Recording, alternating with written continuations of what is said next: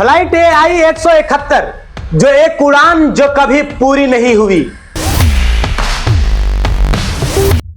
12 जून का दिन भी बाकी दिनों जैसा ही था, वही सुबह वही टेक ऑफ, लेकिन अगले 94 सेकंड में जो हुआ वो कभी आम दिनों की तरह नहीं हो सकता है।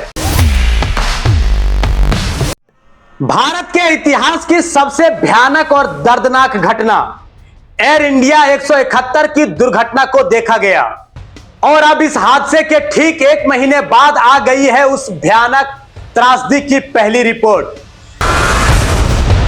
15 पन्नों की वो रिपोर्ट जिसने सबको चौंका दिया है।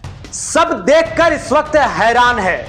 तो क्या वाकई हादसा टल सकता था? क्या यह महज एक तकनीकी चूक थी या इसके पीछे कोई मानवीय लापरवाही थी? आज हम आपको बताएंगे कि क्या हुआ था उस उड़ान में, क्यों गिरे दोनों इंजन और क्यों 260 लोग अपनी जान गंवा बैठे।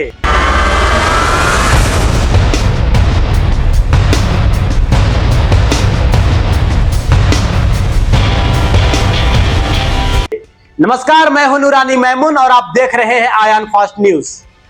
12 जून दोपहर 1:38 पर एयर इंडिया की flight AI 171 Boeing dream liner Ahmedabad airport से टेक ऑफ करती है सुरक्षित, मगर कुछ ही सेकंड में विमान की रफ्तार कम होने लगती है।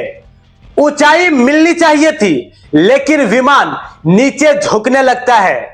प्लेन में अफरा तफरी मच जाती है। लोग सोच भी नहीं पाते हैं कि क्या हो रहा है कि विमान नीचे आने लगता है और फिर सीधा टकराव अहमदाबाद के BJ मेडिकल कॉलेज के हॉस्टल से हो जाता है। पूरा देश देखता है वो भयावह दृश्य जहां आग, धुआं और मलबा ही बाकी रह जाता है। लेकिन दोस्तों, रिपोर्ट का अब सबसे बड़ा खुलासा हुआ है। अब एयरक्राफ्ट एक्सीडेंट इन्वेस्टिगेशन ब्यूरो ने जो 15 पन्नों की प्रारंभिक रिपोर्ट जारी की है उसमें एक बेहद चौंकाने वाला मामला खुलासा हुआ है। टेक ऑफ के कुछ ही सेकंड बाद दोनों इंजन के फ्यूल कंट्रोल स्विच रन से अपने आप कट ऑफ पर चले गए। अब आप जरा सोचिए, वो स्विच जो इंजन में फ्यूल भेजते हैं वो अचानक बंद कैसे हो गए? यहां किसकी लापरवाही थी? यानी फ्यूल स्विच ऑफ होने पर विमान को ना ईंधन मिला और ना पावर मिल सका और प्लेन हवा में ही बेबस हो गया।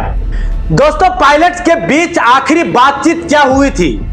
इस बीच पायलट्स को पायलट के बीच एक हैरान करने वाली बातचीत होती है जो कॉकपिट वॉइस रिकॉर्डर में कैद है। पायलट पूछता है, तुमने इंजन क्यों बंद किया? तो तुरंत को पायलट कहता है, मैंने इंजन बंद नहीं किया है। तो अब सवाल यह है कि अगर किसी ने स्विच बंद नहीं किया तो वो अपने आप कैसे कट ऑफ पर चले गए?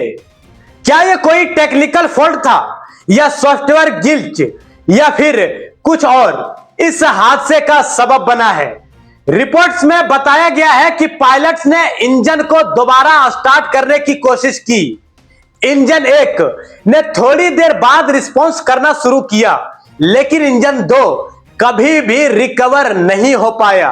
उस समय तक विमान की ऊंचाई तेजी से गिर रही थी और आखिरकार वो टकरा गया। जांच अब भी जारी है। इस रिपोर्ट को लेकर अब और भी सवाल उठे हैं। क्या बोइंग 171 ड्रीम लाइनर में पहले से भी ऐसी कोई गड़बड़ी की रिपोर्ट थी? क्या GE ने, जिसने इस विमान का इंजन बनाया, वो पहले से भी कुछ जानते थे? AAIB के साथ अब अमेरिकी एजेंसी NTSB, GE के इंजीनियर्स और बोइंग के तकनीकी विशेषज्ञ सभी जांच में लगे हुए हैं। साथ ही अहमदाबाद एयरपोर्ट के पास एक जगह बनाई गई है जहां मलबे को जोड़ा गया है ताकि जांचकर्ता हर पुर्जे को परख सके। दोस्तों, लेकिन सबसे बड़ा सवाल यही है, अगर इंजन बंद होने का संकेत किसी ने नहीं दिया तो आखिर वो बंद कैसे हुए? क्या ये कोई ऑटो शटडाउन सिस्टम था जो फेल हो गया या कोई ऐसी खराबी जो पहले कभी देखी ही नहीं गई। इन सवालों के जवाब अभी आना बाकी है और माना जा रहा है कि इससे पूरी जांच में 8 से 12 महीने का समय लग सकता है। इस रिपोर्ट से सिर्फ हादसे की वजह नहीं बल्कि कई जिम्मेदारियां भी सामने आती है। हर एक स्विच, हर एक सिग्नल और हर एक सिस्टम का भरोसा करना पड़ता है, क्योंकि जब उड़ान में कोई चूक होती है तो जिंदगी और मौत के बीच वक्त नहीं देता। तो दोस्तों, क्या आपके मन में भी यही सवाल है कि अगर सिस्टम से इतनी बड़ी गलती हो सकती है तो हम सुरक्षित कैसे हैं? नीचे कमेंट में लिखिए, वीडियो को शेयर कीजिए ताकि और लोग भी सच्चाई को जान सके। बने रहे हमारे आयान फास्ट न्यूज के साथ। मैं हूं नूरानी महमूद।